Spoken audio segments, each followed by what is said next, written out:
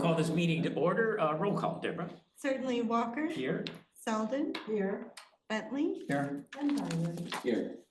So you have the minutes from the meeting of July 10th. Are there any changes or revisions? No. Seeing none, they are approved as submitted. Members forum. Deborah. Yes, we have two speakers here. The first I'm going to read aloud a email submission. Hold on, let me get the timer going here. And good morning, Planning Committee. My name is Emily Van Vliet, and my Rossmore address is 3761 Terra Granada Drive, Unit 1B. I'm writing as president on behalf of Rossmore Tennis Club to advocate for the required maintenance, resurfacing of Buckeye Tennis Courts 7 and 8 to be budgeted and funded as a priority capital project in 2026, and for this project to be committed for its earliest possible date in 2026. You all probably know that RTC requested these courts redo starting in 2023. The playing surface on courts 7 and 8 continues to be extremely rough and has experienced 2 more years of deterioration since the initial capital budget's allocation of funds for these 2 courts was made in 2024. RTC fears that the courts 7 and 8 are close to becoming unplayable and some risk of tripping accidents from players. Thank you for your attention to this matter. And next up, we have Speaker Dan Moy. Would you please come up to the end of the table and speak as loudly as you can? Okay. State your name and Rossmore address. Hi, Rossmore address? Yes, please. Oh, okay. So my name is Dan Moy. I live at 2424 Tice Creek Drive, number 4. I've been here 4 years. So I am currently the president of the Rossmore Billiards Club. And I'm here today to introduce myself, talk a little bit about the club and some of the improvements that I would like to recommend to enhance security, infrastructure, and the overall experience for our members and guests. As you know, the Billiards Club has been around for over 50 years, and it's a welcoming space for residents to gather, meet new people, and enjoy friendly competition. We currently have 90 plus members, and we're getting new members every month. So we're on a roll, getting more members all the time. That's a 35% increase since the beginning of the year, which is really good. While the club has been well maintained, it has not undergone any major upgrades since its inception, aside from the installation of new LED perimeter lighting several years ago. So you guys may know that. Given some recent incidents, including unauthorized overnight entry by homeless individuals, frequent thefts, and a hazardous light fixture detachment, we believe it's time to consider meaningful updates to ensure member safety and maintain the integrity of the space. I realize this is not the time to discuss recommendations in any detail, so I will be brief. Our short-term priorities include installing keypad entry systems for secure and flexible access, replacing our table lights with energy-efficient LED fixtures, and refurbishing worn table rails, and improving also the exterior signage so more residents are aware of the club's location. So often people come up to me and say, oh, I didn't know you had a billiards club here. And so one of the reasons why the signage, there's nothing directing them to the club. That is time. Oh. You get 2 minutes. That's it? That's it. You are welcome to forward that in an email to me if you'd like. Okay. Thank you, sir. Okay, thank you. Thank you. Got to most of it. Got to most. Because. Thank you very much. Thank you. Thank you all. Deborah, do we have anyone else? That concludes the forum. Okay. My apologies. Thank you very much. So Chair's report, just briefly, we have a full agenda today. There are a couple of items on the agenda that are merely just for updates, and they'll be discussed further at the September committee meeting. So let's have a vigorous discussion on these important projects and we'll move ahead. So Ann Matola. Before you jump, could I just give a quick transit enhancement update? Yes, you. Very quickly. Yes. We have been working with CCTA and they are applying for a federal grant that would be in partnership with RWC, as well as some other agencies. But for our part, if they do receive the funding and their board has adopted a resolution allowing for the filing of this grant, it would bring some significant resources to this community that would help with vehicle equipment and some other resources in terms of software and so forth. So we're going to be bringing something likely to the board in September to memorialize our commitment to participate in the grant should they receive it. And they should be getting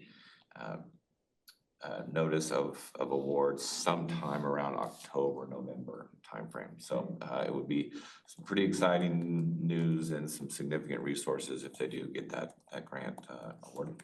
So Great.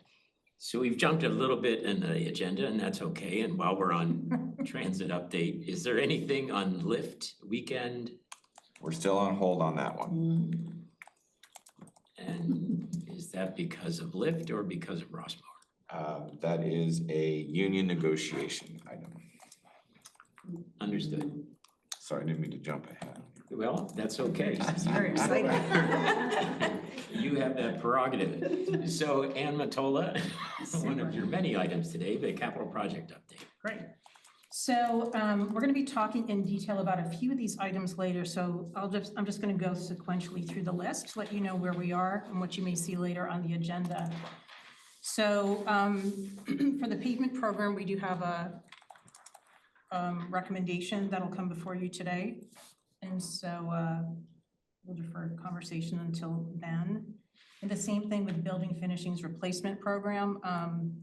Just so you know, we're going to have an item to replace the burned carpet at the event center and do the flooring. We want to defer Creekside because there's probably some coordination that could happen with flooring in general if there's a new operator. And so we just want to do that work once and in a coordinated effort. So we're not looking for any approval on that. The next project that there's activity on is the pickleball courts. And again, what I want everyone to be aware of when you see, we look through different financial documents. They have different purposes. So this one is to show us where we've spent year to date and where we hope to be the end of the, where we project to be the end of the year. So you're going to see on here a projected year end amount. This is not the total project budget. That too is another item, and we show how it straddles over this year and next. For the MOD replacement project, the financial analysis is still underway, and I'm not sure when Jeff is going to have a more detailed presentation, probably as we get into capital over the next couple of months. For food and beverage, I think at the last meeting, we had started to meet with some of the people that are proposing, and it's been a very exciting response. And so that proposal phase closes August 22nd. So we should have more information moving forward at the September meeting. And you show expenditures in 2025, but is that accurate or is it more 2026? That too, we're probably gonna, it's probably breaking over the years. So we just put a placeholder. So again, when you look at the projected on something like that, it's a placeholder till we actually know and get into negotiations with that vendor and know when work or when we need to do. Basically, it's a lot of equipment purchase. Right. So there's been no movement on the lawn bowling green turf conversion or the lake liner replacement. NetSuite implementation. You'll see in the notes, we've put down estimates for three of the items which aren't NetSuite proper, but related to it. And Ann Peterson and I, we have two sister presentations at the end of the meeting that will go into detail about those. We look forward to that. For the golf bridge replacement, we're proceeding with the engineering and design of that project. So hopefully we'll have documents that we can put out to bid at the end of the year and know what the true cost of the bridge replacement will be. And then the rest of the projects have been completed. So I'm happy to answer any questions anyone has about those. Just the question on the solar, and I don't know the timing of tax credits going away, but does it have an impact on what we envision to have at pickleball or at the event center? So we've, so I will say that the Solar Technologies has actually submitted for the permit from the city for that project. So it's running parallel, concurrent. We have until April to fully install and have it signed off to be under this NEM 2. The worst that happens, it goes into NEM 3. Now, basically, it's a much better deal if we can get it done by April 26th, but it wouldn't prevent it from happening. But, you know, we believe that we should be able to meet that deadline, and it's all being orchestrated and project managed under one project. But who's financing it? Because the credit issue is a issue about financing. So it's a kind of a combination of Solar Technologies with FMB Bank. And they believe that they have everything in place under the existing system before the new big beautiful bill wipes that out.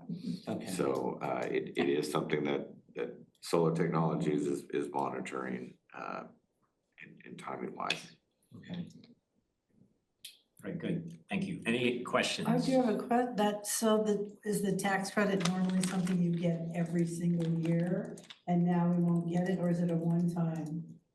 No, it's one time that covers the build, purchase and build of we're Golden Rain for RWC is not eligible to receive that tax credit because of our tax filing status. So that's why we use a power purchase agreement through a third party. They then get that tax credit and pass the savings on to us through the power purchase agreement. The question is whether or not the structure is changing under the current law, preventing them from getting that tax credit. That's what we're really paying attention to right now. Which would make it more expensive. It would make it more expensive because they wouldn't have that 30% savings that they could pass on for the cost of construction. And it's just related to construction, not ongoing use of power. I do have a question about the golf bridges. I haven't seen any images of them, what they're going to look like. I don't know whether that's being distributed or not. But I know people will be interested, should we say, in looking at what it's going to look like. And You're premature, but Yeah, maybe. we're just not quite there yet. And Oh, once okay. we are, because it's more cost effective to do prefab, and that's what they're prepping yes, I understand for. that. And once we do that, we'll bring those to Okay, this committee. okay, because if everybody reacts badly to that image, this type of design, is there a point of going out for bids is what I was sort of, are we getting ahead of ourselves slightly? Have you seen the movie Brutalist? Yeah. You should before you look at the bridge in the golf course. Right now, we're looking at how many newts and crawdads are, Okay. that have to figure out where they're gonna live. All right, any other questions on that? Okay, moving on. So subcommittee updates, and Adrian and Ted, I know you've been working on the capital project priority matrix, but We put in thousands of hours. but we'll take an in-depth look next week. And Janet and I, working with Ann, have been working on the capital projects process as well, and we'll have something to look at in September. So enterprise risk management, that is something that we'll review in September, and other committees as well. Anything else you want to say there? No, we're gonna start bringing it through the various committees in September to review and update. We'll do that. We do that annually. Okay, food and beverage process. Ann, you want to give it just a brief update?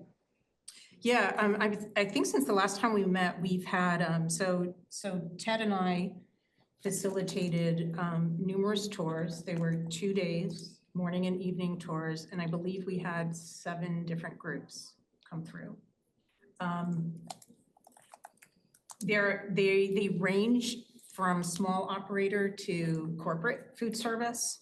It was very exciting meeting them and like hearing them talk out loud about their vision, but we toured the actual restaurant facility, the kitchen, Olive Creek side.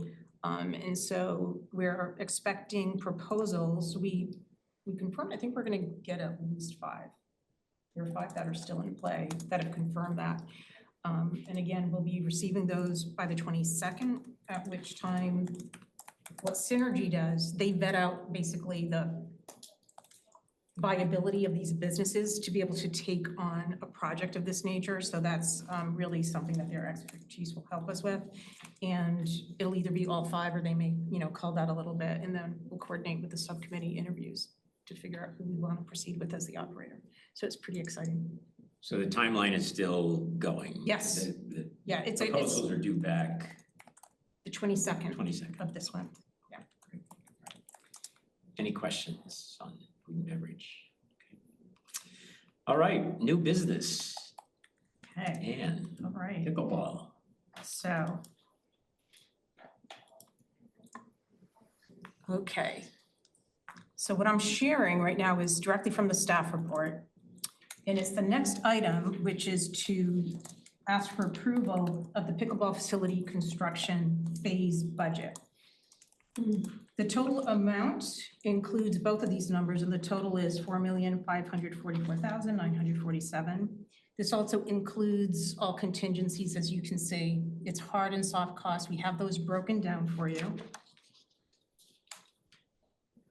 And a couple of things that I want to talk about as we look at those. So I will show you details of the construction bids so you can see the 3 bidders that we had and where Huff fell. They were the lowest bidder, by the way. And they're outstanding. So we've had success working with them. They were the event center contractor, correct? Yeah. The landscaping allowance that you see, the second line, we decided to pull that out of the actual construction documents and have our own landscaping team do that. There was an efficiency in do that for cost and also for the ongoing maintenance. Because if they work with a company that treats like irrigation and certain plantings, the way the rest of our palette is, the ongoing maintenance of that becomes efficient. We don't have to worry about some foreign landscaper coming in and doing something that then John and his team would have to go and retrofit and pull stuff out. So that became a really nice synergy. And so John T has been part of like the walkthroughs and whatnot with the contractors. But just to be clear, Ann, the dollar amount stays or it's That is being- that is the cost of our bid to From get John that done. T. Yeah, Okay. so he needs to work with a contractor to do that. Gotcha. Yeah. So then you can see the contingency on that. And then we have some soft costs. And so ELS, who's been our architect, BKF, who's the civil, Rockridge, there's some geotech work that needs to be done with the site. We have special inspections and permitting in there, and on the soft cost, the contingency is 5%. So for all of the actual construction proper, you can see the total there. And then also in this, what we needed to capture was the cost beyond what we had initially budgeted in that compliance phase, the permitting phase, because of the excessive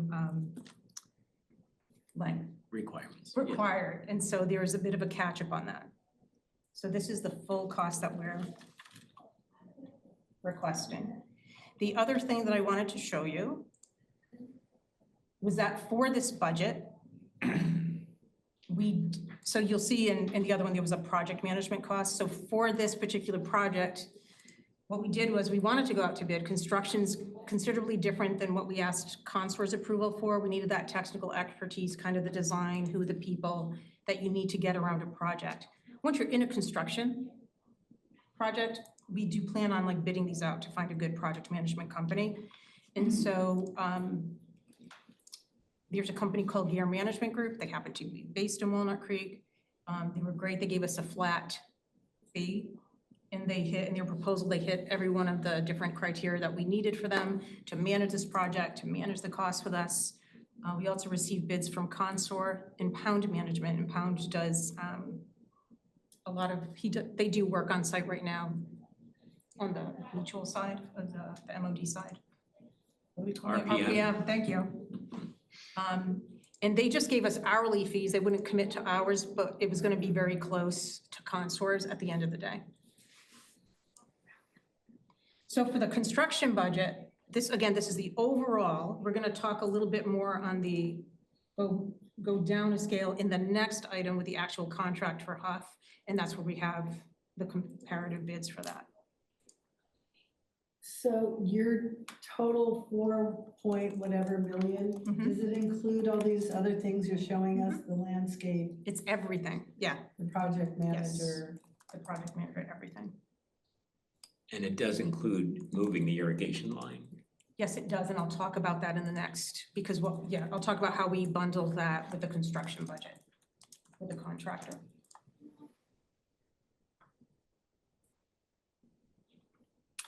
So here, we're looking for approval of this budget expenditure, is that correct? Yes.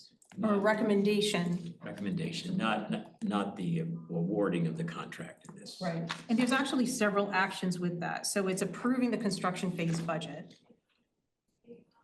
So the 4.5 million is what we have not spent yet. Correct. And so we have already spent some money. Do you want me to? Yeah, why don't you stop? I'll stop sharing, so I'm gonna hand it over to Joe.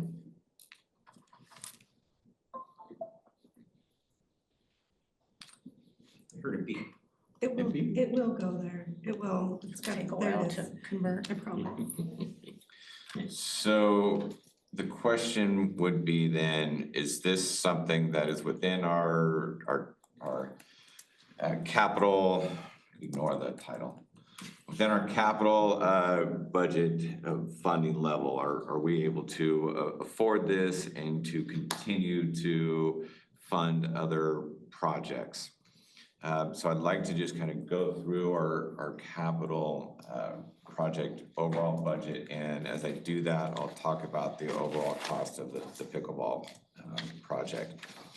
So what we're looking at here is our cash flow model. This is something that we developed during the facilities master plan process and have revised a little bit over time, but what it allows us to do is change some different factors, and we can see how it flows through.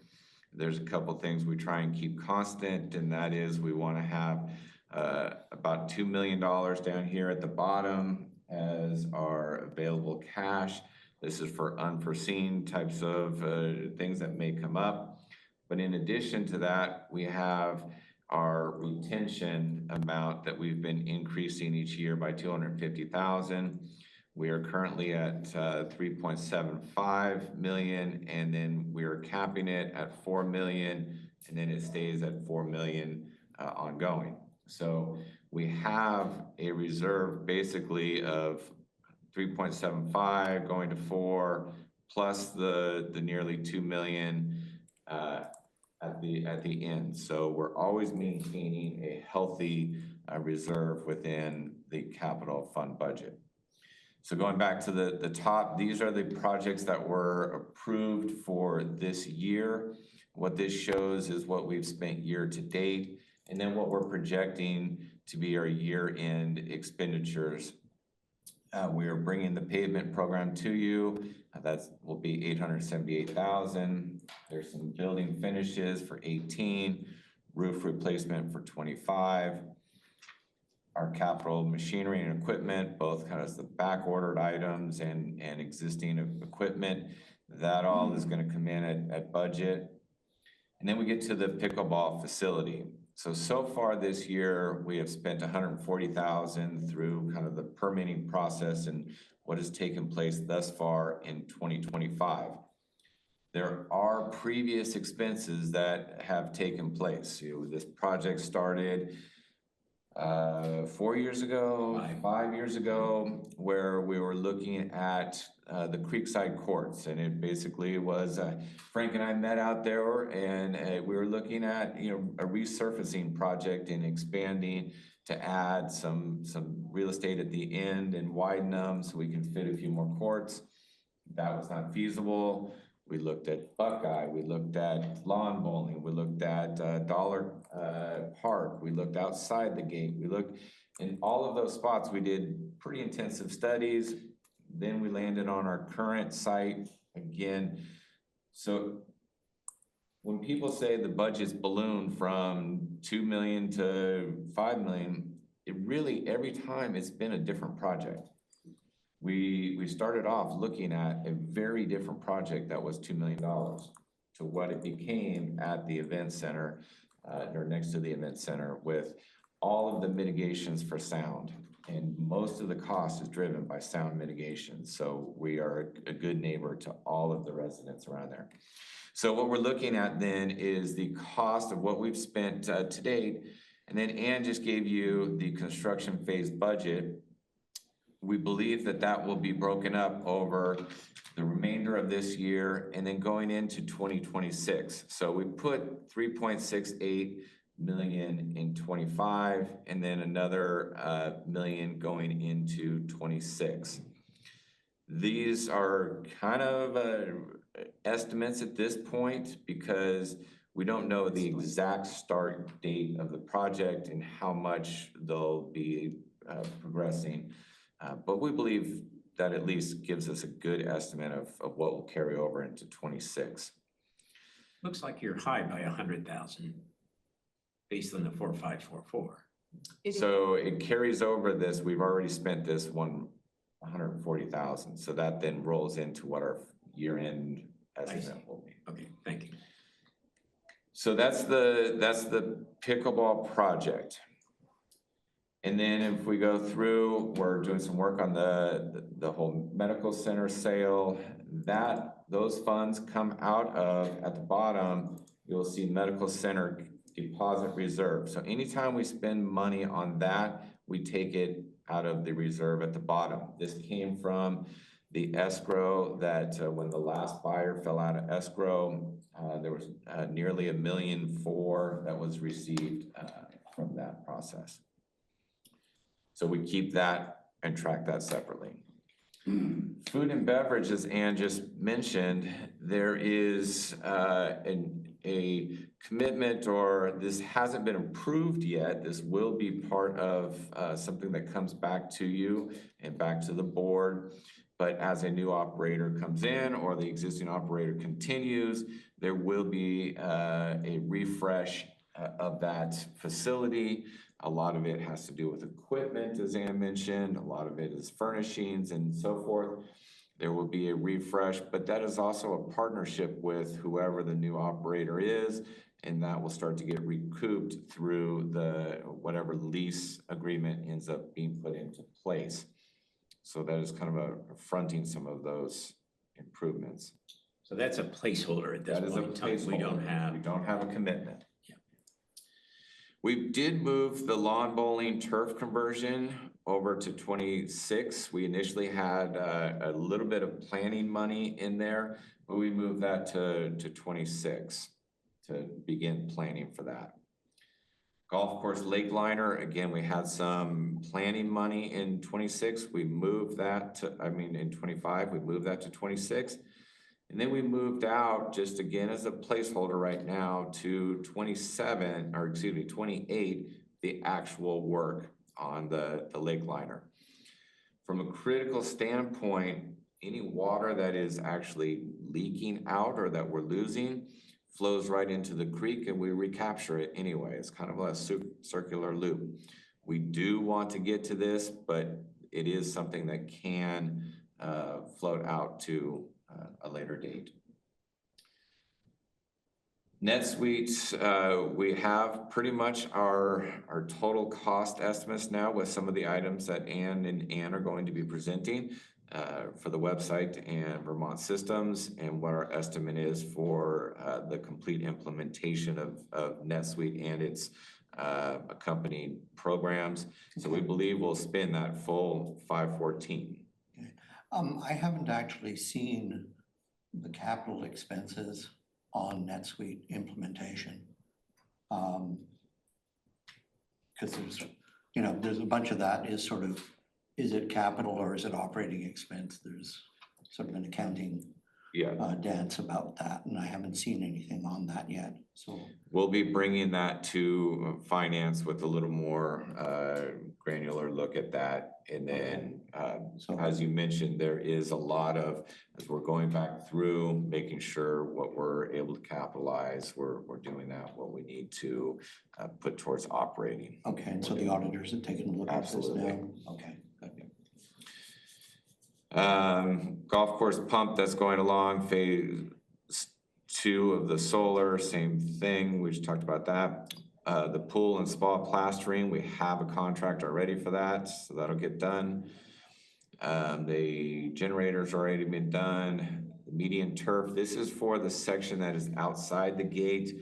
As you enter on the right-hand side, this would be replacing the turf with some plantings and mulch. And then we've accounted for what it would take, what we estimate in 26 and beyond for kind of our ongoing projects. So our capital maintenance and rehab, we have $1.5 million that would include pavement and some other projects. We account for ongoing machinery and equipment. You see the carryover of pickleball at $1 million, carryover placeholder right now for food and beverage, lawn bowling, golf course, lake liner, and then the golf bridges, we would anticipate actual construction in 26.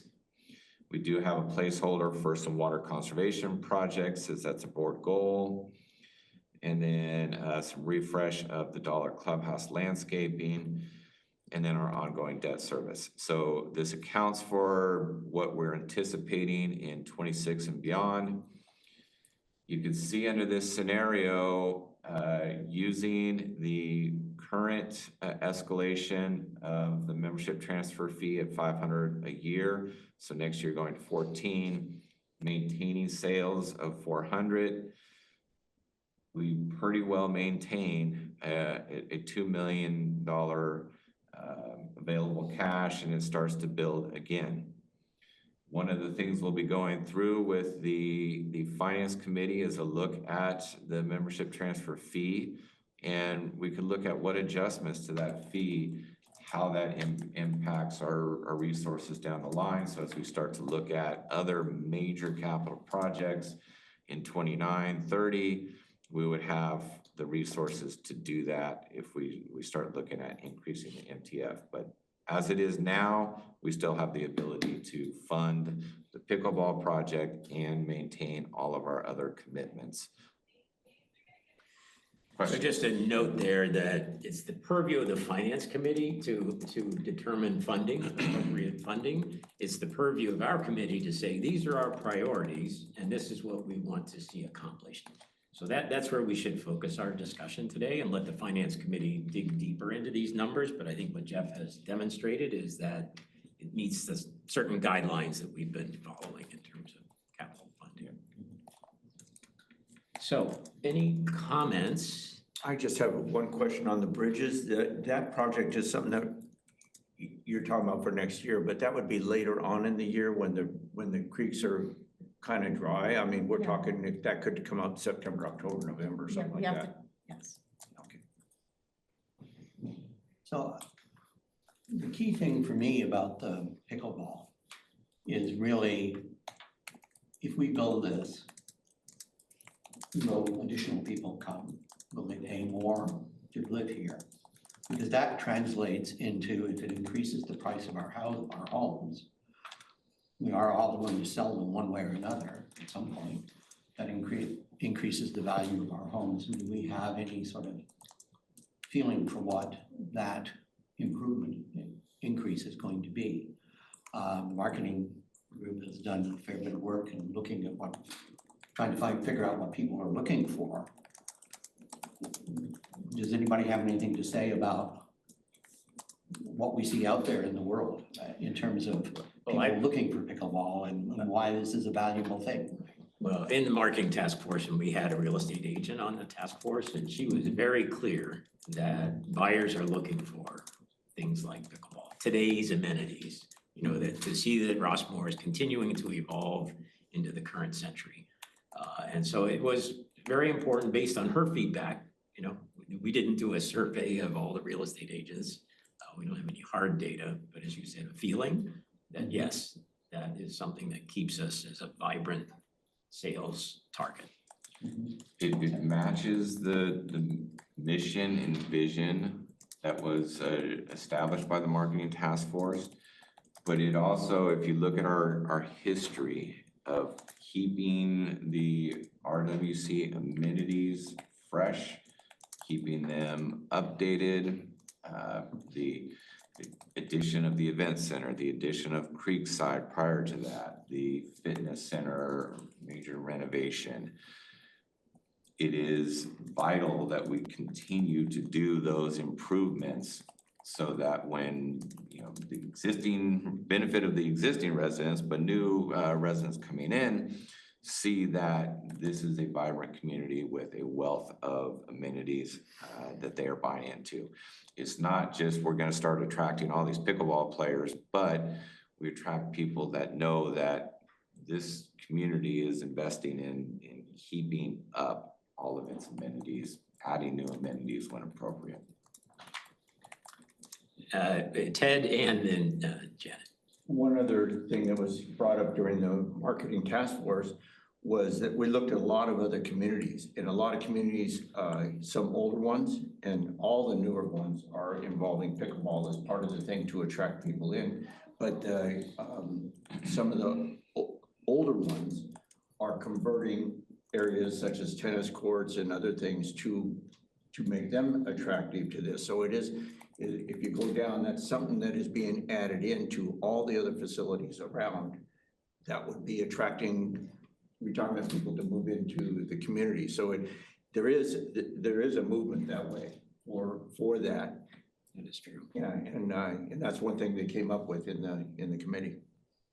And I had to fact check a letter recently that had participation numbers. So pickleball grew in participation 35% in 2024, 52% among seniors, which I actually thought was kind of interesting. So apparently the old people are gravitating that way. It's easier than tennis. Exactly. So are you saying Rossmore pickleball or you're saying? Like Nationwide, Yeah. 35% overall, 52% seniors. Great, thank you. Janet? Well, I just want to say, you know, trends come, trends go. And I still feel that the almost $5 million may have been better spent helping a broader range of current residents who live here and dealing with some infrastructure and the Stanley Dollar Clubhouse, I'll say it one more time, that needs a ton of money. And that 5 million could have gone a long way to do some major stuff that needs to be done there. So I understand all the work that went into this, and I'm just on the fence because I just do feel that there may have been other priorities, and I know I'm new to the board, so I don't have the long history, but that's my comment. So as we went through the facilities master plan, there was significant discussion about existing amenities, including Dollar, including Hillside, and what resources, what it may look like. Those items at the time were put in kind of the interest list item for out year. If you look at the funding kind of model here and you start looking at 29 and beyond, you can see that even if we do the pickleball project, this is without even touching the membership transfer fee. You're starting to build, you know, 5 million, but if you go up, you know, just if you increase your membership transfer fee at some point, you know, look,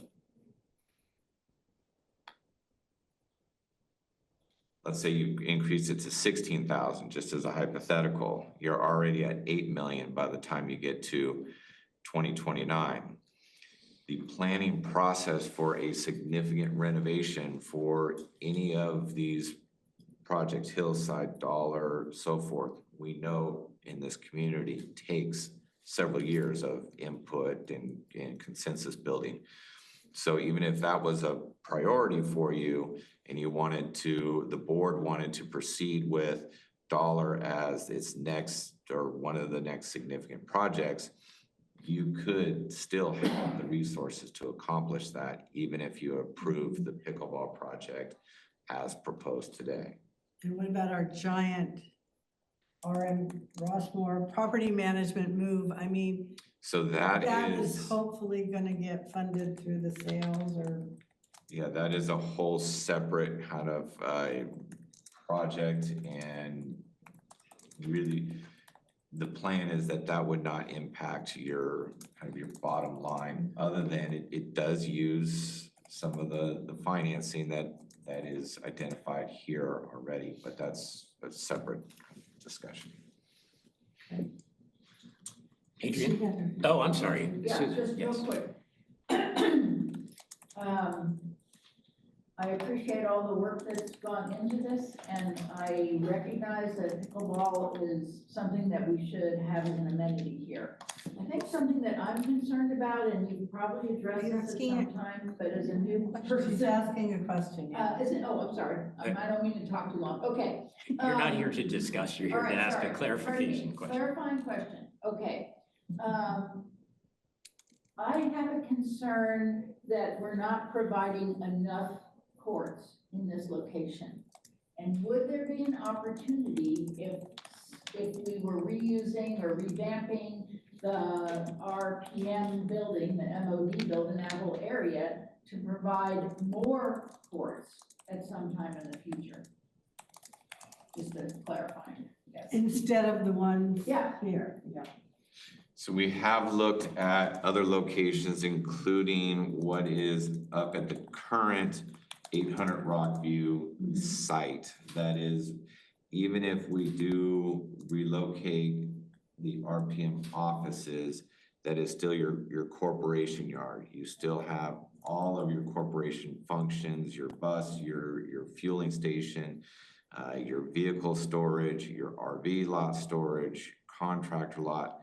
There really is no place to share that with pickleball. And you don't want, one of the issues we have now is we combine a corporation yard function with a administrative services where we have residents and other realtors and so forth coming. It's not a good combination. You definitely don't want to mix an amenity with your corporation yard services. So in my opinion, you wouldn't be opening up a resource where you can relocate. Okay, thank you. Adrian, Ted, and then Janet. Okay, so I reached out to the pickleball people and found out a little bit about the numbers of people who are playing, the number of rounds that are, games that are played. And I was kind of struck by the fact that the numbers have increased from somewhere in the 500s to over 600 paying members for the last year or two. So it's definitely gone up. The number of games played has gone up. And if you look at 600 people that are playing and you say, okay, they've contributed their MTF of about, say, $10,000 average over that period, the members of the pickleball club have paid $6 million. So in effect, they've sort of paid for it themselves in advance, if you will. I mean, but it's not quite that. But the point I'm trying to make is that clearly the value seems to be there. That there is the numbers sort of line up in that sort of a fashion, and so for me, that's kind of a telling perspective that there is the demand, and the demand sort of matches the price that we're going to pay. So for that reason, Interesting I tend analysis. to be in favor of it, even though I am not a pickleball player, I'm not a tennis player, I don't touch a racket. Ted? To answer Susan's question about number of courts, we looked into that a little bit, and how much bigger is Laguna Woods than us? They are 4 times, About 18,000. 18,000, so 1.5 times. They have 7 courts. And I was down there and talking to the people who are club members, and that is totally adequate for them. It's actually 8 courts, but they took 1 court and turned it into a gathering area. So they have a place to sit and picnic and party and barbecue and that kind of stuff. But they took 1 court away. And with 7 courts, they have enough that satisfies that whole facility. And they're not talking about, they didn't seem to think that they needed anything other than that. So I think 6 is a good size here, especially when the club is divided up into different levels. It's 600 plus members, but that's not all at once. That is this, 4 different levels that will be showing up for the court at different times in different hours during the day to cover that. So I think 6 is adequate to get By the us way, there. so it begs a question, and there are 2 courts used in the fitness center. Or is there any thought of repurposing that time and space or maintaining those courts in the fitness center? Right now, there's no plan to say, oh, you've got a new court, so we're gonna repurpose that. And I will say that the pickleball club has been very flexible as we've added programs, since they're kind of a prime user to give us space when we need it. But it's not, I mean, I think there are people that prefer that indoor play for a variety of reasons. I think it's softer on the falls, right? Yeah.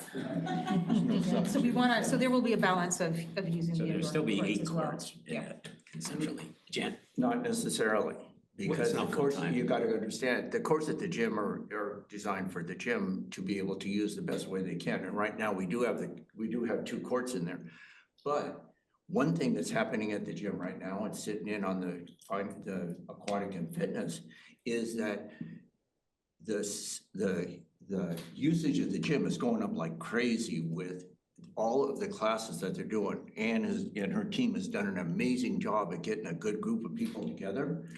And these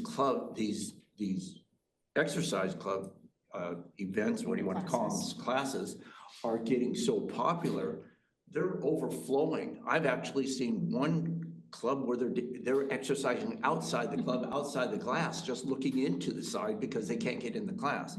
So some of those are pouring into the gym and taking up some time in the gym. And I really think that the gym will manage that as their classes grow and stuff, because it's amazing. If you try to get into a class now, it's if you're not right on the button, you are out of the class. Janet? So my question is about the management fee. When you say you had a realtor on your task force and whatnot, what do the realtors say about the management fee and the possibility that it's gonna keep going up? I mean, the member transfer fee? Yeah, the member transfer fee, about new buyers, like, I know not all communities have that. And ours, we're one of the few, and it's, looking like it's gonna keep going up. Do they ever balk at that? Do they say, what is that extra money we have to pay? Anytime there are buyers and sellers involved, any obstacle to consummating a deal is something that the commissioned person does not like. And I would True. say that is an issue for the finance committee to talk about in terms of member transfer fee. But I we just are wondered- fortunate, Rossmore, Walnut Creek is extremely fortunate that we still are able to do a member's transfer fee. Right, Because other communities who cannot have to build it into their assessment and their coupon. Yeah. We do not want to be in that situation, right. especially for those of us who have already paid our membership transfer fee. So we are very fortunate in that regard. Right. And the member tranche MTF is kind of the same order of magnitude as the escrow fees and a bunch of other fees that are involved in this kind of a transaction. And it's as a percentage of the cost of purchase when the homes are now 800 to $1 million, even more. Let's face it, I mean, it's kind of a rounding error. Okay. To put it that callously, but I mean. Not everybody would feel that way, but I understand the But I mean, if you concept. can afford $500,000, I mean, 10,000 here and there isn't going to change Yeah. your purchase decision. Again, that's finance committee This was actually a question we asked on a survey. We ended up getting responses from 600 residents who had moved in the last year. This was probably like 6 months ago as the marketing task force. Overwhelmingly, they were not concerned about the membership transfer fee. They were more concerned about the coupon going up once they moved in. So they were all for, even as the ones that just moved in, stick it to you at the front, not later. We should also, as part of the discussion, talk about, this comes up a lot. What will this mean to the coupon? Is this gonna impact the coupon? And the money we're talking about for the construction phase is all within the capital. It's not coupon money whatsoever. Once it's built, is there cost? The main cost is property taxes, and that we estimate will be between 30 and 40,000 a year. The other part then, it becomes maintenance and upkeep, landscaping, cleaning with custodial. All of those types of costs will pretty much be wrapped into existing budgets. There may be some minor adjustments for plant replacement, irrigation tech, work like that. Our estimate has been that the coupon amount will not exceed 75 cents per manor per month. That, especially on the first couple of years, is a high estimate because we won't have a need for a lot of that stuff. So it is a very nominal impact on the coupon. So if I could just, Only other question I have on, Yes. in that regard is that we are spending money on the existing court. To maintain it, yeah. which presumably will be a credit against this. And also, if we don't do this, the existing courts will require substantial work. So I mean, it's not Will like. go away. They're falling away. Yes. And in that regard, I think we need to step back and say this project started as a safety concern. And that safety concern is still there. The creek is eroding into the current courts and they're not gonna be around. So they have to be replaced. So it's a matter of when those courts are replaced. The project grew to a tremendous amount, as Jeff mentioned, to address noise concerns. Not only being considerate of our fellow residents, City of Walnut Creek demanded it. In fact, the sound studies that we did, they delved into it very deeply to make sure that we were addressing those concerns. It's an amenity that continues to grow. It's an amenity that's required for us to be competitive in the marketplace that our buyers play in. We have got to be there in 2025. We're a little late, quite honestly.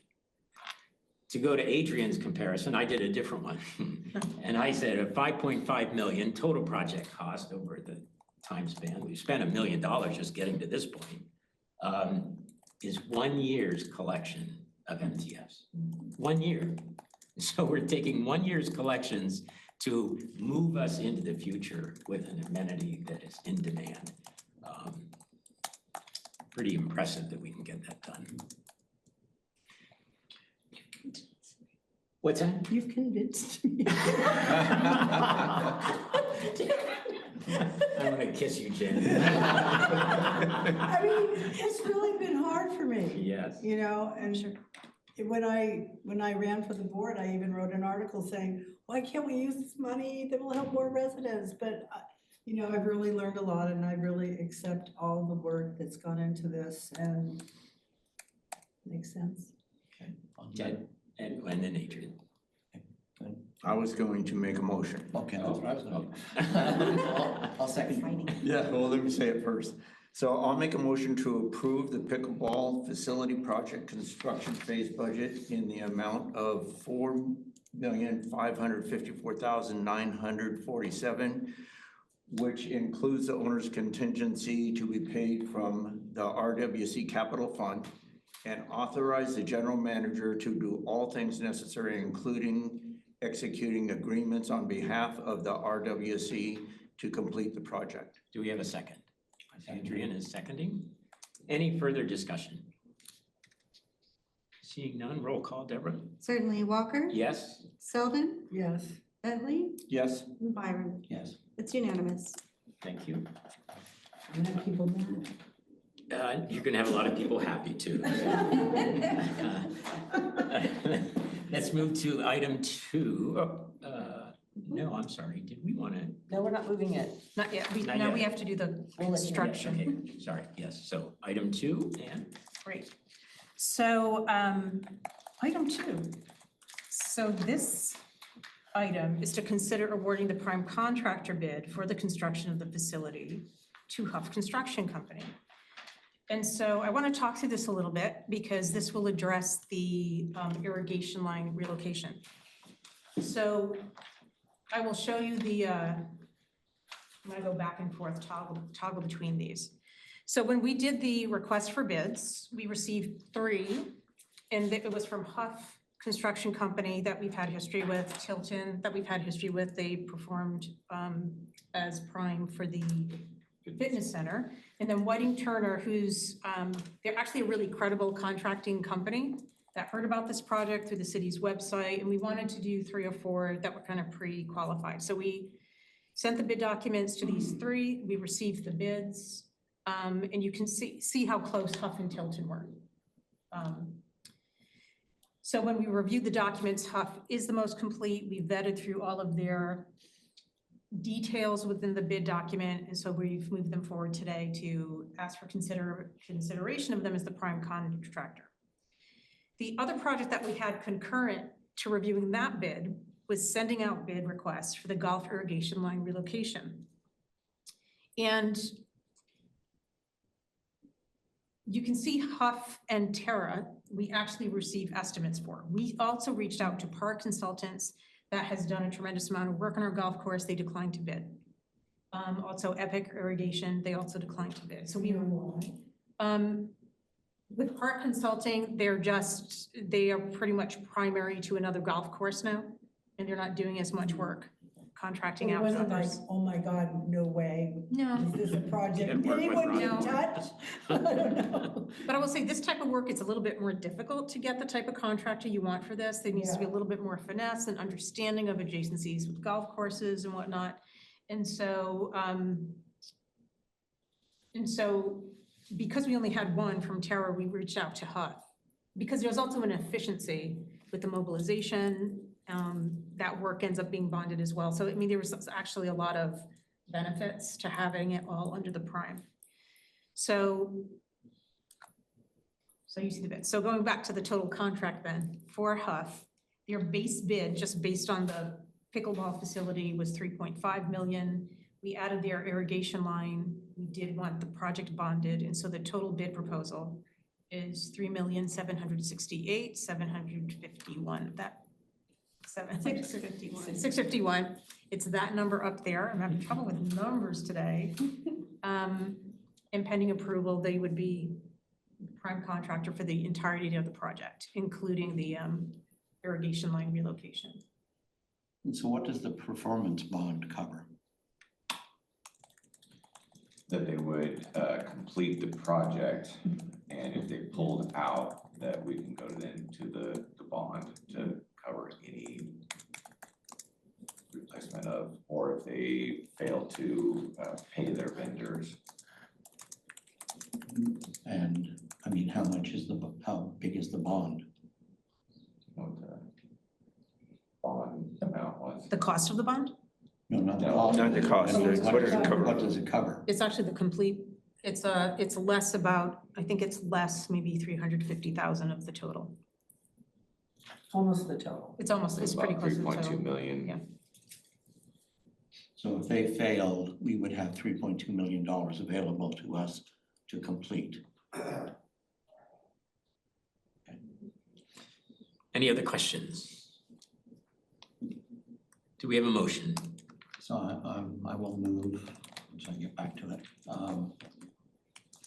that we recommend to the board that we award the prime contractor bid for the construction of the pickleball facility, including relocation of the Gulf Main irrigation line to Huff Construction Company in the amount of $3,768,651 to be paid from the RWC Capital Fund, and authorizing the general manager to execute the agreement on behalf of RWC including any change orders within the overall authorized pickleball facility construction phase budget.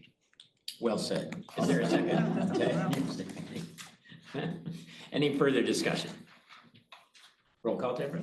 Certainly. Walker? Yes. Selden? Yes. Bentley? Yes. And Byram. Yes. It's unanimous.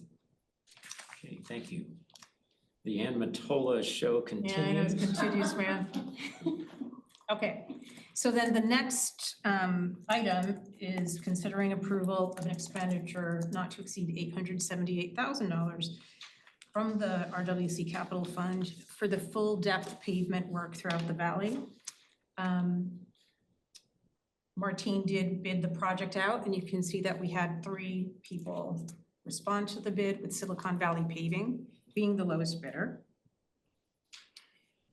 When you see that amount, we did add a 10% contingency, which is why you see in the placeholder budget is $878,000. And just, this number, and for the next 2 items, was also used in the financial model that Jeff was showing.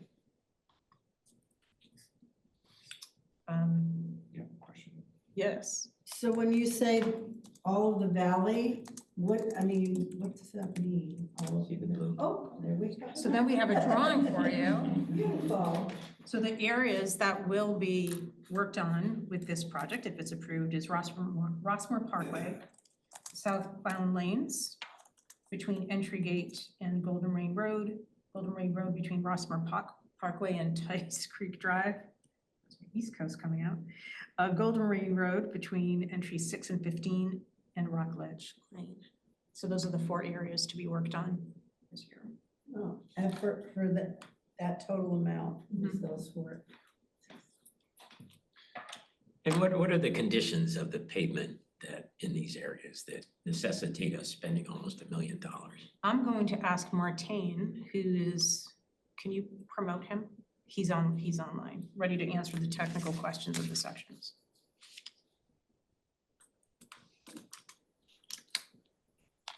He's Okay, unmuted. Hi, Martine. good Can you- morning all. To share screen? I All think he right. can- No, he can just, I think he. Go ahead, Martine. All right, can you guys hear me?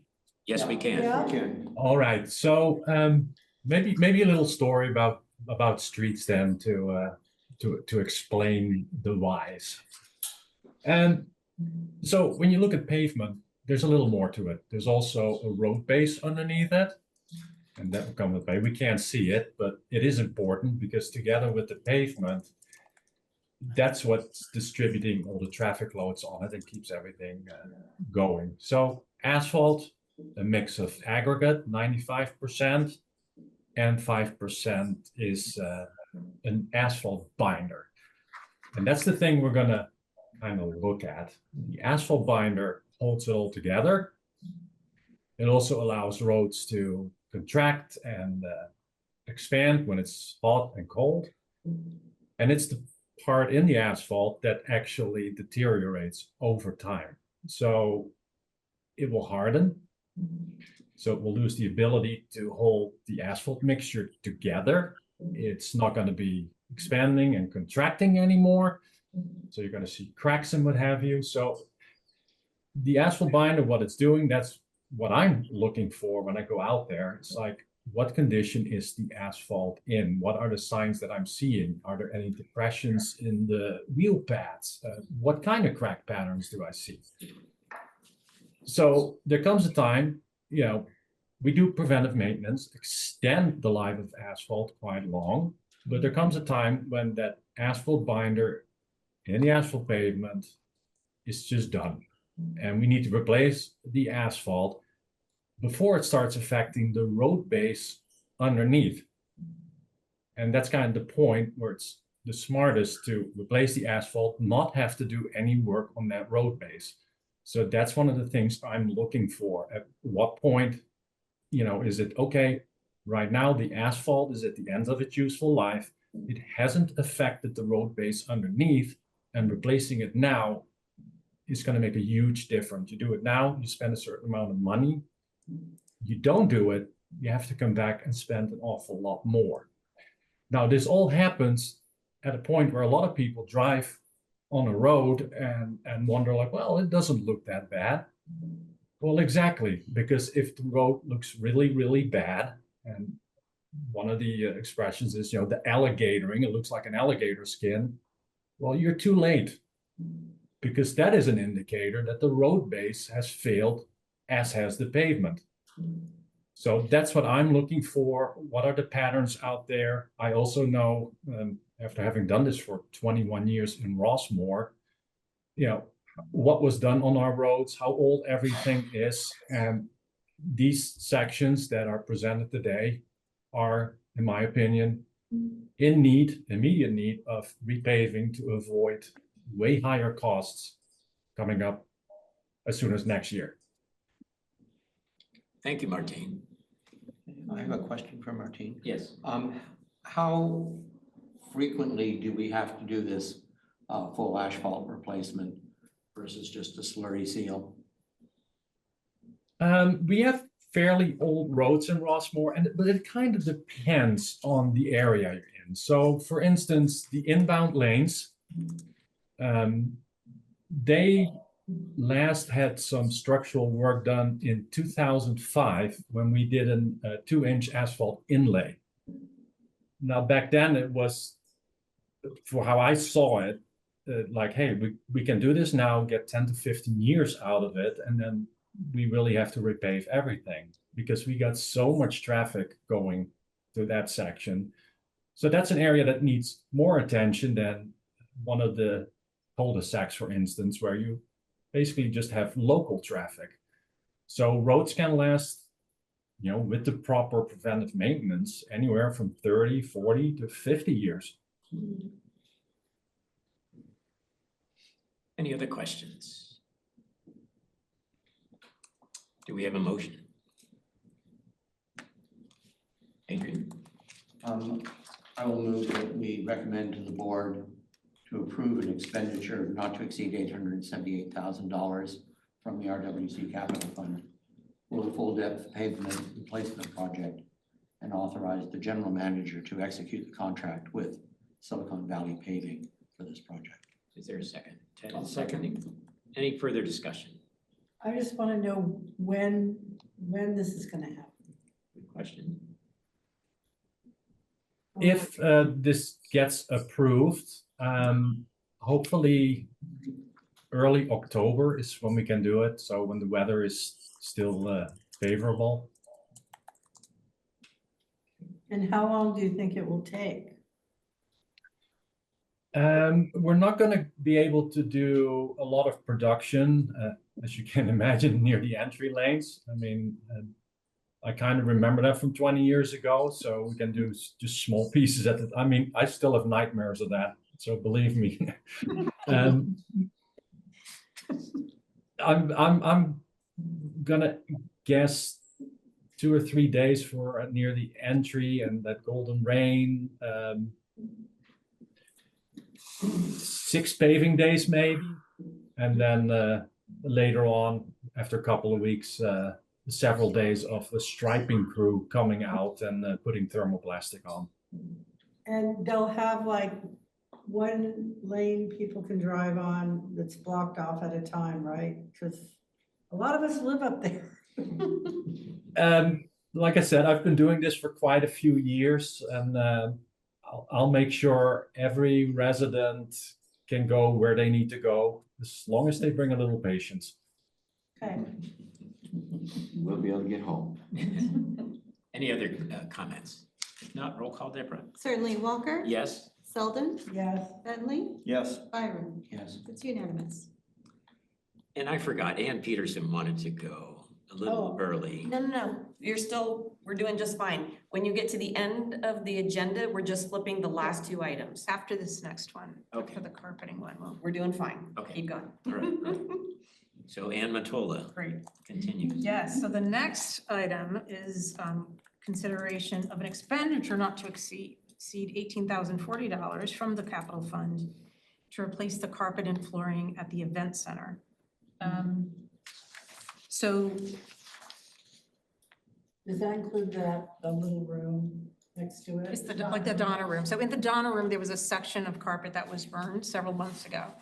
And so I think as everyone knows, the event center has robust use. And so what we started, so after we had to reschedule a handful of events last year when we had to replace the PA system, we said, let's look for a space where naturally we don't have recurring reservations, where we can make the facility dark to schedule like some of these big maintenance projects. So a facility of that nature, you probably want to have access to it at least once a year for major projects. And so we've already identified the time in September, I believe it's September, in order to do this work. And so when we went to bid the project, we were having, there were two things that prevented us from finding anyone that could give us a complete bid on it. One of them is companies not available during the time frame we needed them to, so as not to disrupt a bunch of clubs. And the other one was we wanted somebody that could come in and efficiently do the floor, the carpeting and the wood flooring. And we were finding vendors that did one or another. So we only had one complete bid for this from Professional Flooring and Design. They have worked with us successfully in the past. Their base bid is $16,400, and we always put a contingency on it just in case there's some unknown. So the total request is for $18,040 to complete that project. And Ann, just to be clear, this is not all of the flooring at the event center, No, just the section in the Donner Room. correct. It's the section in the Donner Room, and then all of the, it's not replacing the wood, but that it's a special type of a resurfacing that happens for the top of the room, the wood flooring. Oh, So it does include that. yeah, got it. And any other questions? Because we're going with a single vendor, was the cost from the sort of the if you had the two different vendors do their parts each, was that similar, the total cost? Just, It actually was higher. okay, that's fine. I think they were making it worth their while to come in to do like one or the other. And so everything was kind of coming in higher, but again, it wasn't complete, so. Yeah, okay, fair enough. Do we have a motion? Adrian? Go ahead, motion maker here. I make a motion that we recommend to the board to approve an expenditure not to exceed $18,040 from the RWC Capital Fund for replacement of carpet and flooring at the event center, and authorize the general manager to execute a contract with Professional Flooring and Design for this project. Do we have a second? Ted? I'll second. Any further discussion? Roll call, Deborah? Certainly. Walker, Yes? Selden, Yes. Bentley, Yes, and Byram. Yes. It's unanimous. Okay, thank you. Now we'll move to the other Ann. Now we're gonna switch it up. All right. As Ann told you up front, we are kind of the sister act today. What we're presenting, they really do go together. So we'll start with my end, Ann will do hers, and then we can talk about sort of the overall capital cost. So the marketing task force recommended and the board approved that we look at redesigning rossmore.com as a marketing website and move the resident content more to the My Rossmore end of it. So the portal, the resident services, et cetera. And so I'm having a little trouble getting this to work. We'll do it the old fashioned way. Okay. So we put out, I actually sent this to 27 different web designers. We got back 6 proposals. 1 did not come in on time. And so 3 members of the marketing task force who specifically worked with websites joined Javier, who's our web content manager, and myself. And we went through the different proposals. One of the other things that we did in conjunction was to put out an RFP for the media end. Unless you had a local web designer, we were gonna need somebody local to also do the video and photo work that we needed with the website. And so what we really wanted, if possible, was to have a local designer, somebody who really had an understanding of what Rossmore's all about.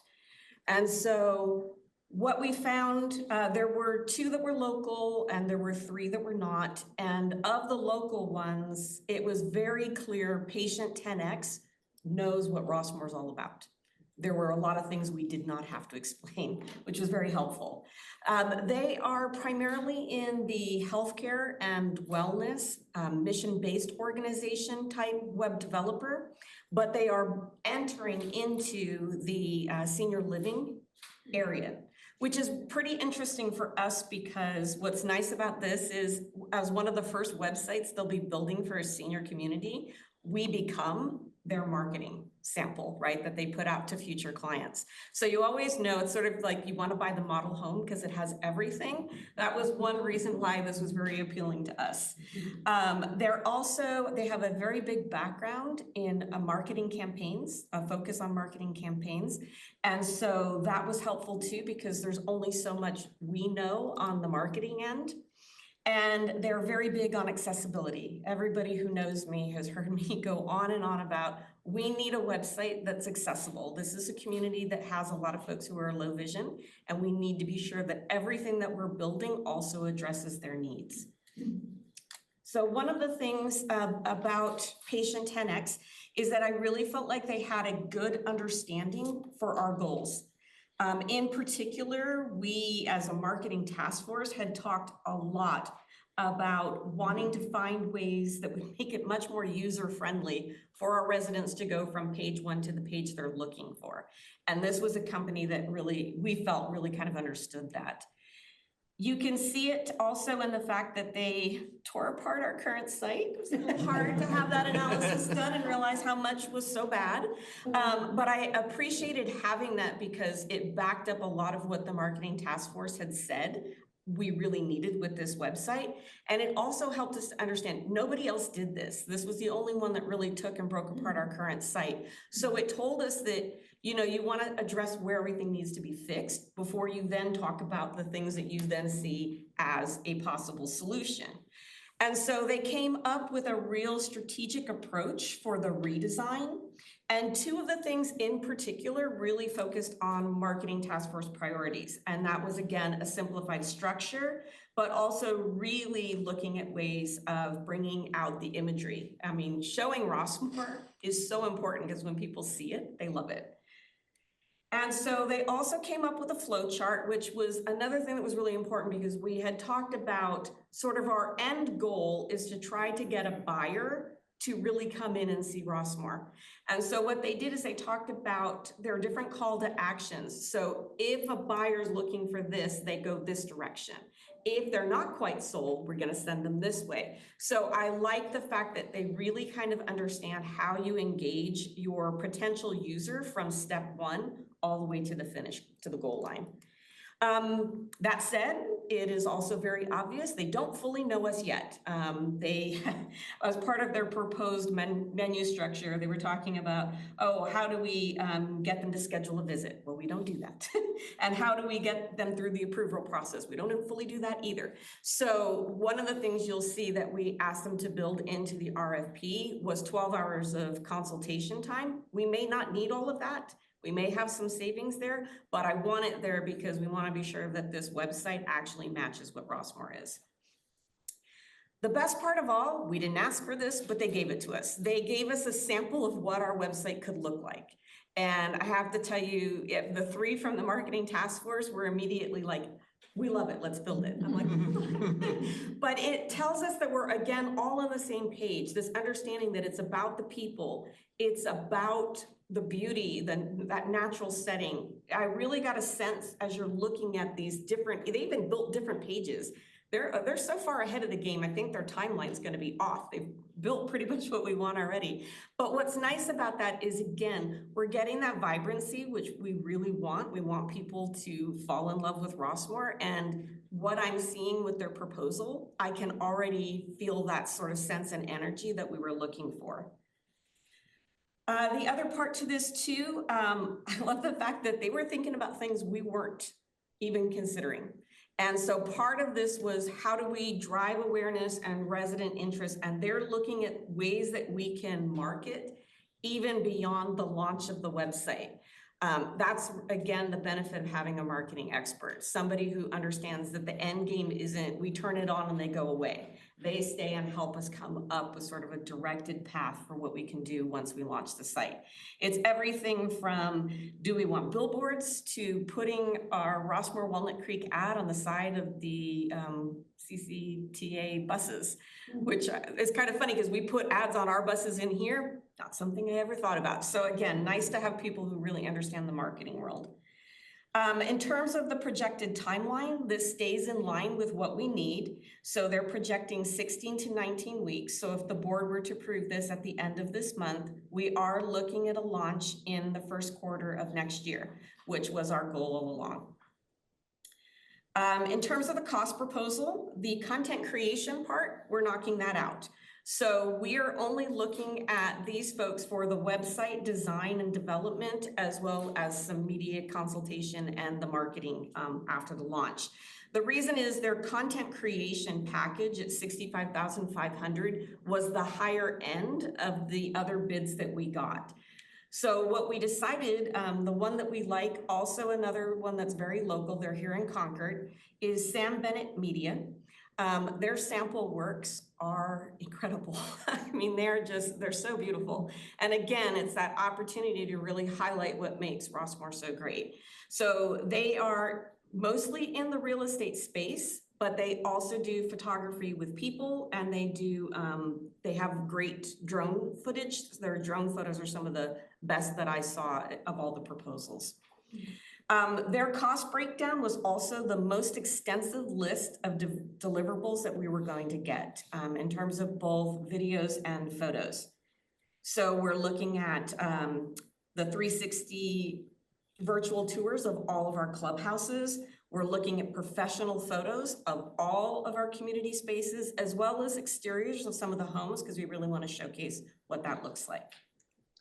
So overall, they came in at $31,990.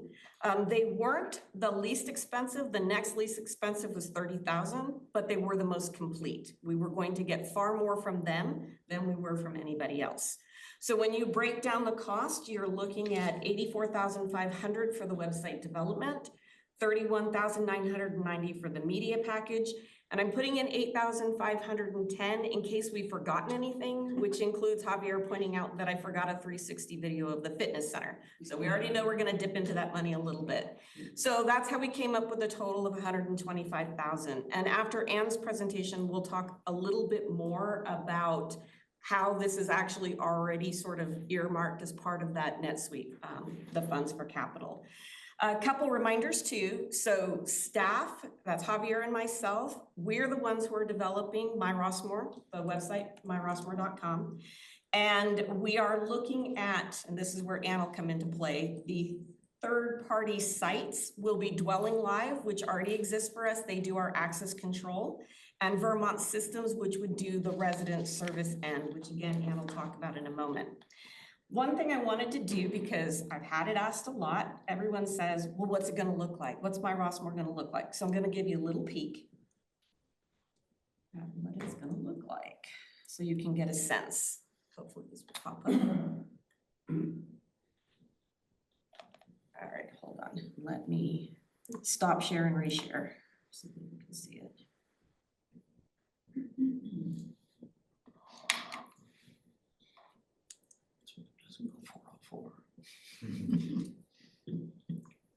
Okay, now keep in mind, this is still draft stage. So you'll come in and you'll get the overall drone video when you first come onto the site. It's kind of your lure in. And this is going to include the latest news. We're still designing this, but this is just a laydown. You will see alerts and notifications.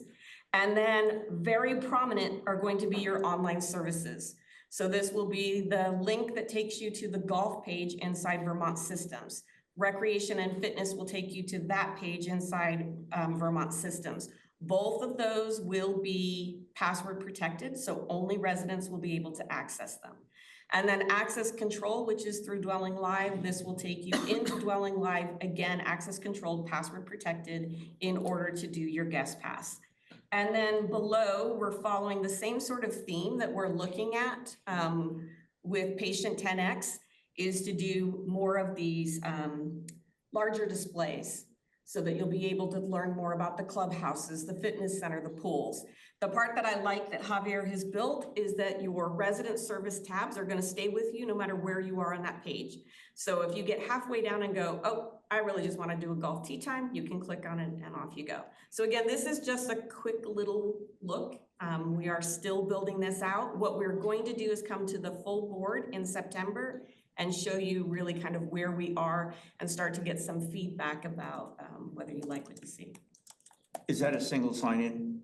And then you single sign in, I can jump to golf? Yeah, so Yes, I can. to explain, My Rossmore itself, what you're seeing, this page will be accessible to everybody. What will be behind that paywall are the resident services. So if you want to do golf, recreation and fitness, the guest passes, go back to doing the email bulletins, that will all live inside the password protected space. And Peterson, so what was important to the marketing task force was that we have a marketing website for external, for prospective buyers and their children, and a user-friendly My Rossmore, so that Yes. residents have an easy place to access what they need when they live here. Yes. And so we are seeing costs here for Rossmore.com. I'm not seeing any costs for developing myrossmore.com. It's zero. It really is, because we made the decision to keep it internal and have Javier and I work on it. There are no costs.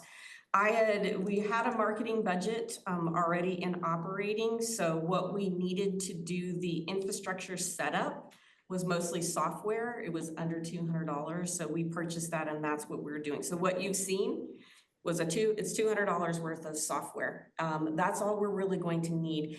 There will be some capital costs, and we'll get more in detail with this after Ann talks about the Vermont Systems setup piece.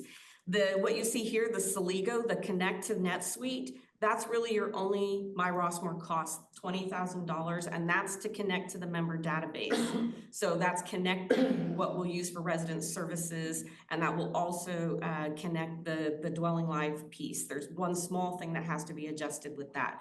That's really the only cost you have with My Rossmore. Everything else, again, is being built by staff. Javier and I, we've had our hands on this for the longest amount of time. The marketing task force, they had a working group that really looked at My Rossmore that broke down the things we needed. So quite honestly, probably shouldn't admit this, but even before the board approved this path, we had already started looking at how to build this out. And so when Javier and I talked, neither one of us has really strong backgrounds in marketing. I mean, I took courses in college. I've kept up on it a little, but I'm not as experienced as those website developers. But when it comes to web portals, Javier and I have been living and breathing this for the last 4 years. So we do understand how a lot of this works. We also know that we couldn't find the exact perfect all-in-one portal, but we found a whole bunch of pieces that we really liked. And so we've lined up those pieces, and that's what you'll see next month is sort of what our vision is from phase 1 through phase 3 of how we will build My Rossmore out to address what the marketing task force was looking for. Janet? So, are you recommending Sam Bennett over the other one? So I'm confused. Yes. because you- So we have, when you're looking at the breakdown for the proposal, Patient 10X will be just the website development. So it's this part of their proposal, the top part of the proposal. The part I have X'd out was the media package. We're not taking them for the media package. We're only doing the website design. I specifically asked them to bid those separate in case we wanted to break them apart. So they will do everything from the design part to the actual marketing launch piece. And then Sam Bennett will be the one with this cost proposal. They'll do all of the deliverables that are the video and the photos. The one piece that we did add in for Patient 10X was media consulting so that we can be sure that those two are working together the whole time. Sam Bennett's team is going to give us 3 to 4 days in here where I'll take them around and we'll do all of the deliverables. Then they will provide them to us. If there's anything we want redone, they will redo them. Their timeline is 4 to 6 weeks, which is still well within what we need from patient 10X. Adrian? So the marketing website, I've been through this in some detail and it looks very, very good. There's one particular slide there where there's a flow chart. Yeah, this one. And what's interesting about it is that ready to connect thing there. So that's a lead. That's an active lead. That's worth money. Yeah, yes, Potentially a lot of money. yes. I mean, if we charged $100 for that lead and we sell, we get 1,000 leads, that's $500,000. Or if you make a sale off this lead, it's $1,000. That's still $500,000. So what I'm looking at here is a rather large revenue opportunity if we go about it the right way, and if the website actually has a mechanism in it to provide those leads in a controlled fashion. And I don't know how you do that these days, but. And we could, I definitely would, I mean, we can absolutely, let's take that to finance and vet out some of those ideas. One of the ways right now that we handle leads is that we have advertising on rossmore.com for our real estate agents. If you are not one of our online real estate agent advertisers, we pull in about a little under $30,000 right now from that. If you're not, you don't get any of the leads. Yeah. And what we do when we've got a prospective person, again, who's reaching out saying, I'd now like to learn more about Rossmore, is we're sending them the list and contact information with those real estate agents. What you're talking about would be a departure from that, but certainly a much higher revenue generating branch to this. But that would require restructuring the way that I have staffing now, because somebody would really have to own that. You're talking about a whole, a sales rep really kind of owning that income coming in. All of this is possible. I just think probably the best bet is to put what we're doing now and what some of the options could look like for how others do leads as well, so that we fully understand and the board is actually selecting what they want for the long-term goal. And I mean, with the rossmore.com site, will there be ads on that? So right now, as part of the RFP, we asked them to build in for all of our existing ad spaces. So that's what they've done. It's going to be designed in a way that we can turn anything off if we don't sell the space. But I wanted to be sure that at least our existing digital revenue was protected. So that is under this proposal. Again, if we decide to go in a different direction, especially if we see something like, again, selling a potential lead at $1,000 and you're talking that much more, we can certainly go back to patient 10X if we need to change our framework in order to work better within that. So nothing says the one thing I will say though, is if we decide to do this where we're selling a lead, that takes away the advantage for the real estate advertisers. And right now, one of the things that we're looking at is giving them the opportunity to sell for featured spots with their listings on our actual real estate page, which also brings your money up. We would have to look at what our cost structure would look like for selling those ads, since they are losing the lead part of that. Again, we can analyze all of that out. And then my suggestion would be let finance take a really strong look at it. We can bring it back to planning too, if planning would like to look at it first, and then, get it to the full board so that we're really getting the direction from the board on how they I want to think go it's with an this. important thing to be considered. Well, and I was looking at Patient 10X's expertise. I mean, and this is the reason they do this for organizations is to generate leads. Yes. And so I'm sort of thinking they may know quite a bit more about it in today's context. Yes. than we do. And it would be good to have that explore with them while when we do this, Absolutely. that we come out of it with a roadmap towards how do we make the best use out of this thing that we're spending It's a money great on. idea. Grow revenue. Janet, yeah. you had a question? No, Okay, okay. and I had a second question, which Yes. was, there's a look and feel that they're going to generate on this website. Is that look and feel going to be reflected? I know it's going to be identical, but is it going to be reflected in the My Rossmore? Yes, And we have the mechanism to do that? yes, we do. I do have a question. Okay, yes. So we have so many clubs, right? How are you going to address that, and will clubs be highlighted in both places? Like, Yes, just so, curious about- yeah, you're jumping at slightly on the My Rossmore end, but why not? I'll tell everybody and you'll get the full show next month.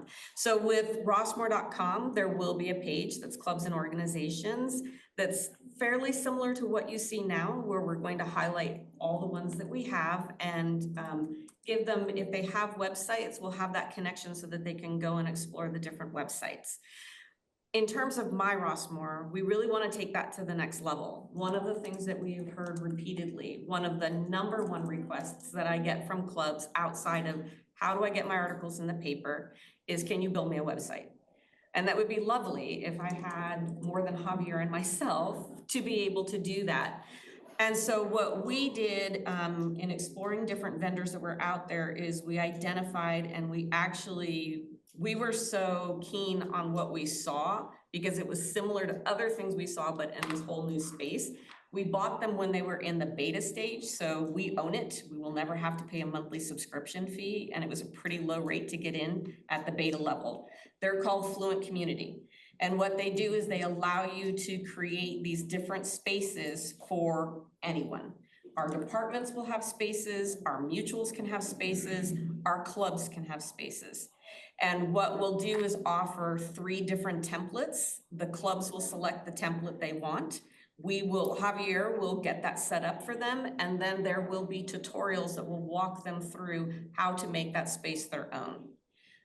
The one thing that these spaces will not offer up front, because we still have to figure out a lot of things on the NetSuite end, would be the ability to pay dues through Fluent Community, but pretty much everything else that they have on their websites can be done there. If a club decides we are fully vested in our own website and we don't want to walk away from that, then their space on Fluent Community can simply be a post that says, come visit us at our website with a link out.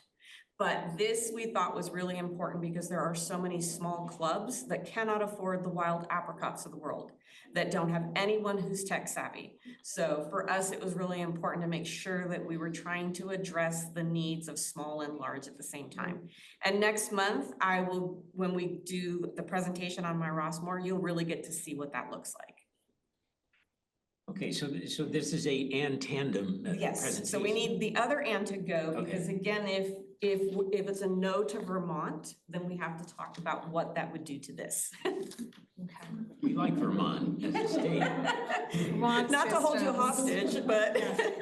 Okay, so I did. So I have no pretty graphics, but, so with this whole trying to kind of bring our IT and the residents access to this information in a convenient, user-friendly package. One of the things that we did with all of the different softwares used within community services, so this includes recreation that uses ActiveNet and ThunderText, MindBody, which is used for fitness, 4Up used for golf. What we wanted to do is see, was there a single solution that could address all of these? And the important thing is it something that would have a good marriage with not only NetSuite, but also this portal? So we could do this single sign-on. So we did reach out to a number of different software companies. Other people heard of us, through word of mouth. And I want to say we sent this out to probably like 10 different companies, and 4 responded. And for this reason, a lot of times software companies will be like, oh, let me show you what we can do. And you get this really great, slick, beautiful presentation. And that's really nice, but it's like, can you do this? And so what we ended up doing was create what's calling a demo script. and it's a demonstration script. And so it was probably, I don't know, 20 pages. But it was really important because it had every functionality that we need with the different divisions. And so there are certain things which are common to all of this, which is again, why going to one solution becomes really very efficient. And those are things like point of sale. So whether it's buying tickets or whether it's buying stuff at the pro shop, point of sale is common, payments and refunds, marketing, and that was a really important thing to connect with Ann's work, and reporting. And so for the reporting, it's how all of our different departments can connect with NetSuite, like the financials, but also there are ways, if you get a really good company, they can custom report to try to do metrics on various types of performance indicators within each program. So we had a list of questions and they read something like, demonstrate for us how you can report, the daily financials. Demonstrate how you roll over a reservation from one year to a next. Demonstrate how we can do a conflict query on a date. So currently with our room reservation system, if somebody comes in, you kind of have to pull up dates. You have to pull up different rooms and look and see what's available versus doing queries. Like we're missing some basic things in our current system. So we actually had these companies demonstrate. And so these 4 companies showed up for demonstration, and I've listed them in alphabetical order. So we had Agilicis, Rec Technologies, Vermont Systems, and Explore Rec. And so Agilicis was very interesting because they come more from hospitality. And the difference with that is they're very much like everything was like fee-based and marketing the residents to use something else. So it was kind of like a country club model versus, a managed community that we have. So they really didn't check the boxes, and they would have to do a lot of custom development, which they were capable to do, but their startup and annual cost was quite high. So then Rec Technologies, even though they checked on the box, sure, we can do single sign-on capability at the end of the presentation. They're like, so tell us about that. And it's like, oh, we can't do that. So that was a couple hours. Thanks for wasting our time. So then we had Vermont Systems and Explore Technologies, and both of them were actually really good systems. Vermont Systems is the only one that included golf, which was really important for us. So again, so we're sharing that same information about our customers or residents. These we want to not have to have redundancies of data, which right now is been a lot to clean up. But I know that, Shari's been doing quite a bit of it with Ann and Javier. And so we're recommending going with Vermont Systems. And again, some of the stuff it has, which Explore Technology does not, is again, the reporting system for us is really important. The way you can connect. And again, we do a lot of this around room reservations because it's the most intense activity we have. Like right now, I think if you represent a club, you can tell them that the way we bill or invoice the clubs when they come in, it's very difficult to do right now. Vermont Systems had a superior element for that. So we know that from the business standpoint, Vermont Systems is really going to help us be better organized, and plus having golf. And you would have to talk to Mark about this because there are some things going on with tee times that Vermont Systems can do, that 4UP can't do. So we thought overall, this is like a really great way for us to do a single sign-on. It's a single system. Once you create your user profile, that's it. You're all set, instead of all these different products that we have. So, excuse me for a second. So, Ann, over the past year, we've had some issues with room reservations. In converting to a new system, do you see more issues? Well, yeah, I'm gonna just say change always creates a disruption, right? So, but what I think what will happen right now is that hopefully the information that we're doing intake in person, now that people are familiar with the information, if you have those forms, they can electronically fill them out before they come to meet with the reservation staff. Like, so certain efficiencies like that. I actually think a lot of the issues that we had was because it was not a defined system. It was very much institutional knowledge. And so this is moving from one system, which has a lot of paper to it, that we can move more to electronic based. I should also say Vermont System also offers an app that we've included in this package. So people will be able to have mobile phone Janet's right. What accessibility. do we get for this annual 34,000 plus? It's the subscription, and right now, between all of our programs, we're spending 31,000. So we're already spending 31,000 a year Okay. because they're cloud-based, they do updates. You have, the help desk that they have is really good. For staff, when you run into glitches, it's available beyond what our business hours are, so. We're it's all also that paying service. 6,300 for FORUP. So when you add that in, this is actually going to be less, not more. Just about every software solution right now is subscription based. Where before, go back to Genarchy, you bought the software, now it's all. Life is a subscription now. Yeah, that means, and it means that software companies can survive if you do it this way. Yeah, that too. So my question actually about Vermont was, how long have they been in business? I don't want to be buying another Genarch. Oh, no, I don't have the profile, but they're, of all of them, they've been in business the longest, and, you're talking, over like a couple of Do decades. you have They've been any in the idea field. what their revenue is? Number of employees? They're not, yeah, so I know the tech end for the number of Yeah. employees, they have 58 on the tech end.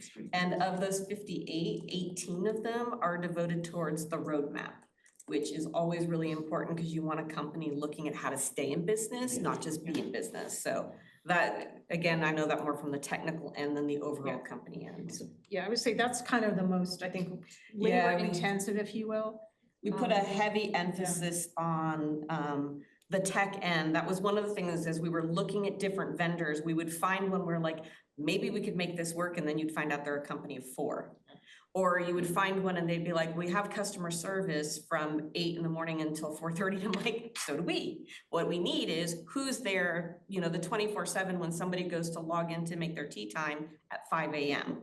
So that was why on the tech end and the customer support end, we did put a heavy emphasis on making sure they had the right infrastructure and number of people. And they are providing, as I understand it, the service in the cloud. So this is paying for all the servers, all the infrastructure necessary to actually run the service. Yes, We don't have to be buying our own equipment here or any of that sort of that's thing. correct. So that actually takes some. The other thing that was really important as we discovered this year, my Rossmore has gone down twice this year, FORUP went down last year. So the other thing that became really important from our end was making sure that they had more than one backup server. So this particular company has a US-based, in addition to their main server, they have a US-based server in Minnesota. They have a server in India, and they have a server in Norway. So with 3 servers, even if half the world gets wiped out, we still have a server. But Oh my goodness.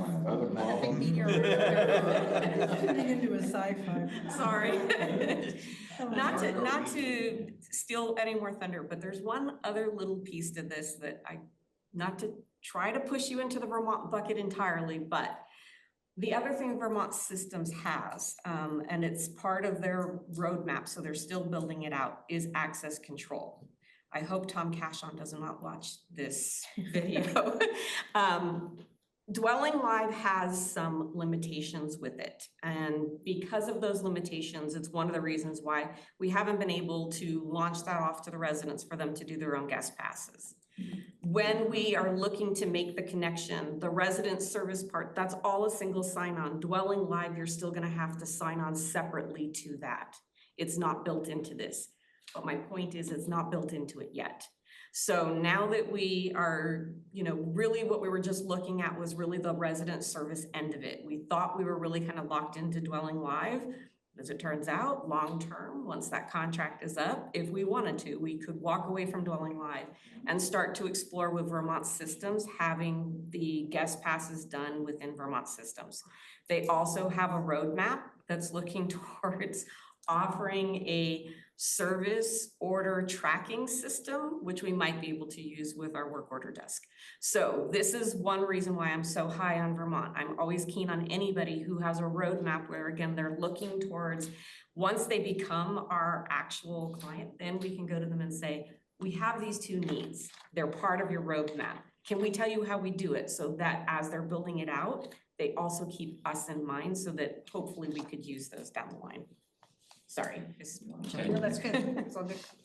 Just one question on golf with Vermont, on the system we have right now for, there have been some issues with it. So has Mark had a chance to see this or whoever there? And do they like it? Yes, there was one little piece about how 4UP communicates with the ball machine. But Vermont Systems, their tech guy has started with Mark and now is working with Javier because Javier understands that a little bit better. That's the one piece that they would still have to figure out. And then there was one other part, which is minor. How do we take those who have credits in 4UP and get them over? And again, Javier said, there's 16, I'll do it manually. So we answered those questions. Have we spoken to references for both of these companies and feel good Yes, about Yes. who they do business with? Okay. Any further comments? Do we have two motions? Janet? Okay. I will make a motion to approve an expenditure of $14,500 from the RWC Capital Fund and $11,630 from the operating fund, and authorizing the general manager to execute an agreement with Vermont Systems for resident services and golf software. Do we have a second for that as a recommendation? I think you meant to say a recommendation to the Consider- board. Okay, recommendation Is to that the okay? board, yes. All right, and Ted, you I'll second? second, I'm okay with that. You agree with that? Okay. Any further discussion? Before we vote, I just want to say Ann and Ann have devoted a tremendous amount of time to, months of time in going through this process. And we saw that with the marketing task force, and we're seeing the fruits of that labor now. So thank you, and to Javier. Yes, thank you. Thank you. Yeah. With that, roll call? Walker, Yes. Selden, Yes, Bentley, Yes, and Byram. Yes. It's unanimous. we need another motion. Yes, we do. Okay. I make a motion that the planning committee recommend to the board an amount of $25,000 to be spent on redesigning the rossmore.com website, and they're authorized the general manager to execute an agreement with Patient 10X and Sam Bennett Media. Okay, do we have a second? I'll second that. Adrian, seconds. Any further discussion? All right, roll call, please. Walker, Yes? Selden, Yes. Bentley, yes. Byram. Yes. It's unanimous. Patient X. Thank you, Ann and Sci-fi Ann. movie. Woo. Okay, any other items? There's nothing more on the agenda. So we will get together on September 11th in this room at 10:30. Thank you, everybody.